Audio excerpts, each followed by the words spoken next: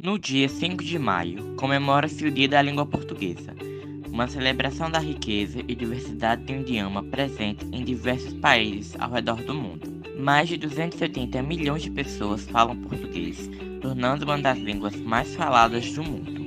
O português é a língua oficial de 8 países, entre eles o Brasil, Portugal e Angola, além de ser uma das línguas oficiais de Moçambique, Guiné-Bissau, Timor-Leste, Cabo Verde e São Tomé e Príncipe. Mais de 280 milhões de pessoas falam português em todo o mundo, em uma língua que tem raízes no latim e se desenvolveu ao longo de mais de 800 anos. A língua portuguesa é uma das mais belas e ricas do mundo, com uma gramática complexa e um vocabulário vasto e expressivo.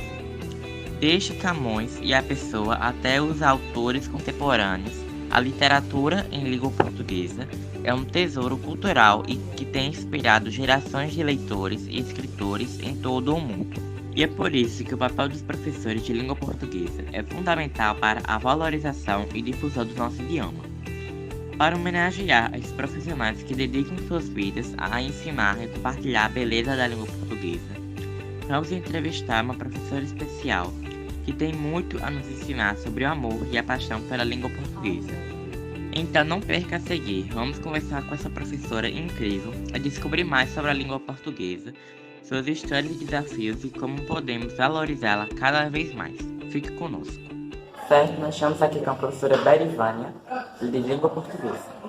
Professor, qual é o papel da língua portuguesa no processo de aprendizagem dos alunos? Muita gente me pergunta isso, né? Para que estudar esse cérebro? Além de ser a nossa língua materna, nós temos a obrigação de conhecer o nosso idioma. Ao estudar a língua, nós vamos falar melhor, nós vamos escrever melhor. E isso são duas coisas fundamentais em qualquer profissão. Por exemplo, se você trabalha no ramo corporativo, você precisa enviar e-mails. E-mail é uma forma de texto, é um gênero. Então, você precisa saber formular um e-mail de uma forma que a outra pessoa consiga compreender o que você quer passar. Esse conhecimento vem a partir do estudo de língua portuguesa.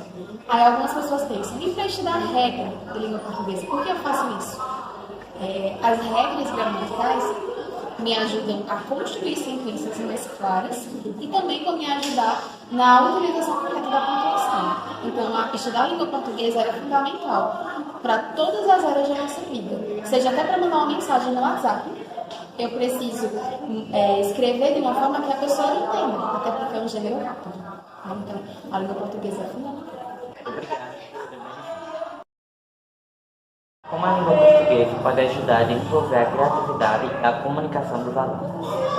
Poxa, uma das coisas que se aprende na língua portuguesa é a produzir redações. Quando você está produzindo redações, você precisa ativar conhecimentos de mundo, precisa formular o que você está dizendo de uma forma interessante, que seja interessante para quem está lendo. Então, você já precisa trabalhar sua criatividade daí. Outras questões que você utiliza também quando você está fazendo alguma questão aberta, por exemplo, respondendo uma questão aberta, ou quando você está fazendo uma análise literária. Todas as questões são importantes para desenvolver a nossa criatividade. Eu preciso ser criativa para formular uma boa resposta, eu preciso ser criativa quando eu produzo um texto para fazer um título que seja interessante para aquele texto. Então, tudo que eu trabalho na língua portuguesa, até nas questões gramaticais ou sintáticas que eu acho que não precise, mas mesmo assim eu vou precisar ser criativa. Então, quando eu estou estudando a língua portuguesa, quando eu estou ensinando para os meus alunos e vocês aprendendo, vocês precisam ser criativos em suas respostas, precisam ser criativos quando a gente está trabalhando a oralidade, por exemplo, quando eu faço uma pergunta e vocês me respondem. Tudo isso trabalha a criatividade. Em relação à comunicação, como eu havia dito, sempre que eu trabalho a leitura e a escrita, isso vai interferir diretamente na comunicação. Quando você vê pessoas que falam bem, essa pessoa possivelmente ela lê muito e escreve bem, porque é um conjunto. À medida que eu leio mais, eu vou ter um vocabulário mais amplo, e à medida que eu escrevo mais, que eu produzo textos, eu vou estar ampliando a minha capacidade argumentativa, a minha oralidade em decorrência disso. Então, eu vou me comunicar melhor. Se eu consigo escrever um texto sobre determinado conteúdo convencendo, por exemplo, numa dissertação, a pessoa que está lendo daquele meu ponto de vista, quando eu for fazer isso oralmente, eu vou ter uma capacidade, eu vou ter uma possibilidade de argumentação muito maior. Então, o estudo da leitura e da escrita está diretamente relacionado à minha capacidade de criatividade e à minha capacidade de me comunicar com as pessoas de forma afetiva. Obrigado. Quais são as principais dificuldades enfrentadas pelos alunos no aprendizado da língua portuguesa? Eu acredito que nesse atual cenário da gente existem várias dificuldades.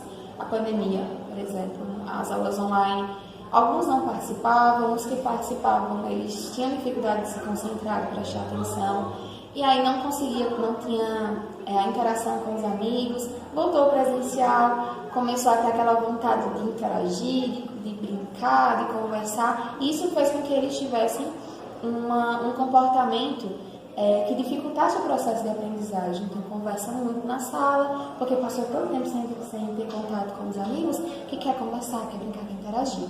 E aí eu vejo esse como uma das principais dificuldades. Uma outra dificuldade que eu considero grande é porque eles já partem da ideia de que não vão saber, não vão conseguir aprender, não sabem aquele conteúdo, e isso faz com que eles não tentem. Ano passado, eu tinha muitos alunos de uma turma chamada PROTAR, que é de correção de fluxo, que eles diziam sempre a mim, eu não vou aprender isso, eu não consigo, eu não sei. E aí eu trabalhei muito com eles a visão de que eles conseguem sim. Se prestarem atenção, eles conseguem sim, eles são capazes de aprender. E a partir do momento que eles foram aprendendo as primeiras coisas, eles começaram a perceber que eles conseguiam aprender se prestassem atenção, interferiu, por exemplo, de forma gigantesca no comportamento deles. Alunos que sentavam lá atrás começaram a sentar na frente e começaram a prestar mais atenção, e no final do ano esses alunos iam para o quadro para fazer análise sintática no quadro. E eram alunos que diziam que não conseguiriam. Então, eu acho que a ideia de que não é possível aprender, que não consegue, que é um conteúdo difícil demais, é o que traz a maior dificuldade. Isso, aliado a pouco hábito de leitura, já torna o processo muito mais complexo. Porque se você lê pouco, consequentemente, você vai sentir mais dificuldade, em especial de entender, por exemplo, o que o professor está pedindo. Isso é uma situação que não vai se refletir apenas em língua portuguesa. Se você não conseguir compreender um problema de matemática, você não vai saber fazer a resposta correta. E é uma questão que vem por conta do não hábito, da falta de hábito da leitura. Então, a leitura, a falta de leitura, a pandemia, que interferiu no comportamento, e essa ideia concebida de que não vai ser possível aprender, que o conteúdo é difícil demais, eu acho que cria um bloqueio para que as pessoas sequer tentem. Na nossa prova, por exemplo, muitos alunos entregaram antes de tentar. E os que continuaram lá, mesmo aqueles que diziam que não sabiam, quando eles foram percebendo que eles sabiam sim, foram se lembrando e conseguiram tirar uma nota melhor. Mas por quê? Eles tentaram. Então, muitos alunos não tentaram, entregaram a prova sem tentar, entregaram a prova em branco. Se eles tivessem tentado um pouquinho mais, tentado ativar a memória, tentado lembrar, tentado perceber que já tinham feito aquilo, eles teriam conseguido. Mas acho que essas questões bloqueiam o aluno e fazem com que ele não tente. E quando ele não tenta, não tem como progredir. Obrigado. Em que medida o ensino da língua portuguesa pode contribuir para a formação de cidadãos críticos e conscientes? Então, a gente volta lá para a questão da redação que eu falei. Um dos gêneros que a gente aprende, alguns dos gêneros que a gente aprende são gêneros argumentativos, que são críticos. Eu vou partir de um ponto, de um problema social, e vou me posicionar sobre ele. À medida que eu leio mais, à medida que eu questiono aquilo que eu estou lendo, para poder me posicionar sobre ele, vai fazer com que eu faça uma redação melhor. Isso acontece na vida. À medida que eu tenho esse hábito de leitura, esse hábito de questionar aquilo que eu estou lendo, vai fazer com que eu me torne um cidadão que questiona mais. À medida que eu leio, quando eu falo assim que o conhecimento é libertador, é porque, de fato, quando eu leio mais, quando eu estudo mais, em especial quando eu estudo mais a língua portuguesa, estudo a escrita, aprendo a questionar aquilo que eu estou lendo, a aprimorar aquilo que eu estou lendo, a me posicionar sobre um determinado ponto, isso faz com que eu possa prestar mais atenção nas questões sociais, me posicionar sobre elas, questionar o que é dito, seja uma questão falada pela professora, seja de um político. Quanto mais conhecimento eu tenho, quanto mais estudo eu tenho, e quando eu digo estudo eu não estou falando de grau de escolaridade, mas eu estou falando do meu compromisso com o estudo, de ler, de me esforçar, de aprender. Quanto mais eu tenho acesso a isso, mais eu vou ter capacidade de questionar, de me posicionar sobre aquilo que me é dito. Então, se chega um político aqui falando que vai fazer determinada coisa, você vai ter a capacidade de dizer, não acho que seja legal, peraí. É possível fazer dessa forma? Essa é uma promessa real que é possível ser alcançada? Então, eu vou poder me posicionar sobre isso. Mas, quanto menos acesso à informação, ao conhecimento, à utilização da língua, quanto menos conhecimento eu tenho, menos capacidade de questionar eu vou ter. Então, o conhecimento ele é de fato libertador. E estudar a língua portuguesa vai me ajudar a entender o discurso do outro. E ao entender o discurso do outro, eu vou poder me posicionar sobre ele. Como as novas tecnologias podem ser utilizadas para apoiar o ensino da língua portuguesa? Muito boa pergunta. Na época da pandemia, foi o momento em que eu mais utilizei esses recursos tecnológicos, que eu precisei me reinventar, porque não era algo que eu tinha o hábito de fazer.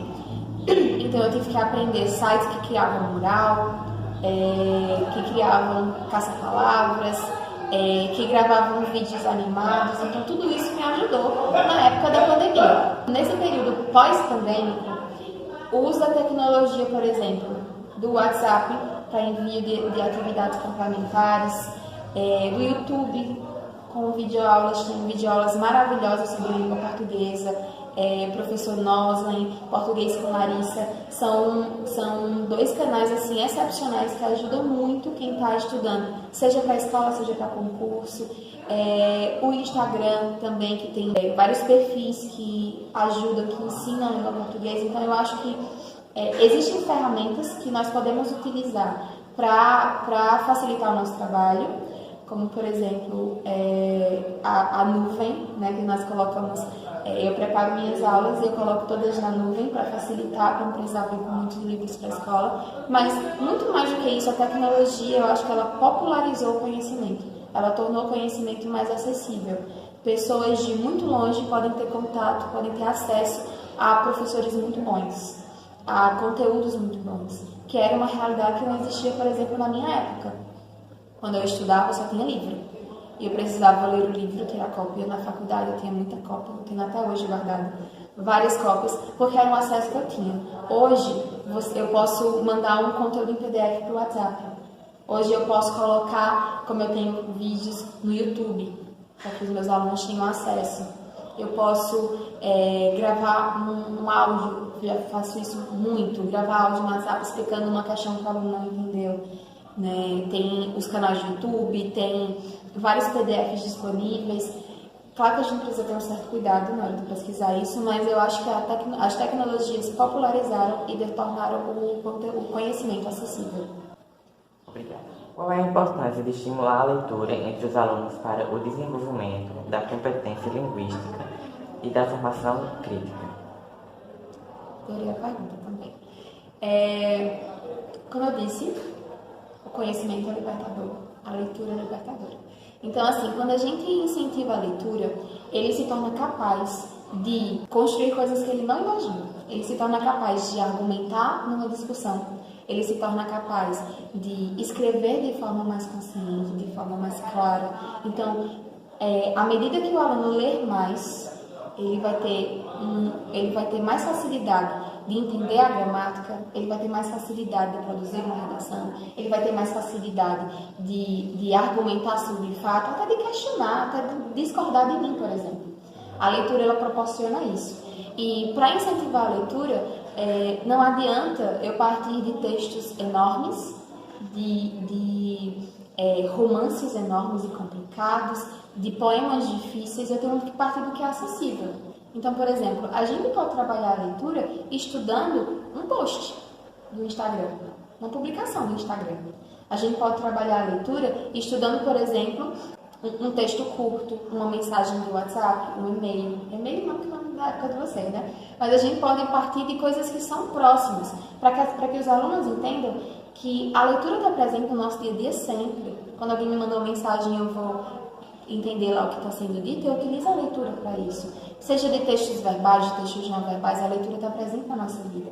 E à medida que o aluno tem mais acesso, mais desejo, mais gosto pela leitura, ele vai beneficiar todas as áreas da vida dele. Enquanto aluno, em todas as disciplinas ele vai ser beneficiado. Ele vai ter a capacidade de compreender aquilo que está sendo proposto para ele. Né? Isso vai ajudar ele para a vida. Né? Seja em todas as questões da sua vida, a leitura vai ser fundamental. Até para ler uma placa. E aí, quando eu vou incentivar a leitura, eu preciso deixar claro para o aluno essa questão da proximidade que a leitura tem. Quando se pensa em ler, geralmente o aluno pensa num livro enorme e chato. E aí eu tenho que mostrar para ele que existem textos curtos, por exemplo, cordel, que é fantástico, em verso, super fácil de ler, as mensagens do nosso cotidiano, placas, informativos, são tudo questões que a gente tem que ler no nosso dia a dia e que ajudam na nossa compreensão do mundo. Né? Então, incentivar a leitura significa mostrar para o aluno que a leitura está próxima, está perto, faz parte do nosso cotidiano, do nosso dia a dia. E quando ele faz isso, quando ele tem acesso fácil à leitura, quando ele faz a leitura parte de sua vida, ele vai se tornar muito mais capacidade de tornar a vida dele eficiente. Então, por exemplo, quando você lê mais, você vai ter um vocabulário melhor. Você vai conseguir fazer uma relação, enquanto aluno, muito melhor. Enquanto profissional, você vai conseguir mandar uma mensagem, por exemplo, se você for um supervisor, para as pessoas que você lidera de uma forma mais clara. Não precise de tempo para entender aquilo. Você vai conseguir manter uma conversa de uma forma mais simples, de uma forma mais fácil, tendo mais argumentos. Você vai se tornar mais eficaz no seu cotidiano. Né? Então, a gente consegue perceber uma pessoa que lê muito, ou pelo menos que lê de uma forma considerável, pela forma como ela fala. Porque ela vai falar melhor. E quando eu digo melhor, não é usando palavras bonitas, mas falando de uma forma mais clara. Quando se tornar professor, se for o caso, vai conseguir explicar para os alunos de uma forma simples, que eles consigam entender. A gente, infelizmente, tem professores que leem pouco. A gente consegue perceber isso na forma como fala. Alunos que leem pouco conseguem perceber isso na forma que escrevem, na forma como fala, na forma como se posiciona. Por exemplo, se eu questionar você sobre algo, como você vai me responder sobre isso? Se eu lhe perguntar sobre alguma questão social, como você vai me responder sobre isso? Toda essa capacidade de questionar, de argumentar, de se posicionar, de criticar, de dizer aquilo que você quer de forma clara, vem através da leitura. Da capacidade que eu tenho de pegar as informações e formular meu próprio posicionamento sobre isso. A leitura é fundamental para formar o ser humano, para formar o indivíduo. No quesito secular, do estudo, porque atinge todas as disciplinas, e no quesito social, porque enquanto pessoa em vários momentos eu preciso ler coisas. E se eu não entender aquilo que for lido, eu vou ter dificuldade para responder, eu vou ter dificuldade para saber o que eu tenho que fazer, eu vou ter dificuldade para entender se eu concordo ou se eu não concordo.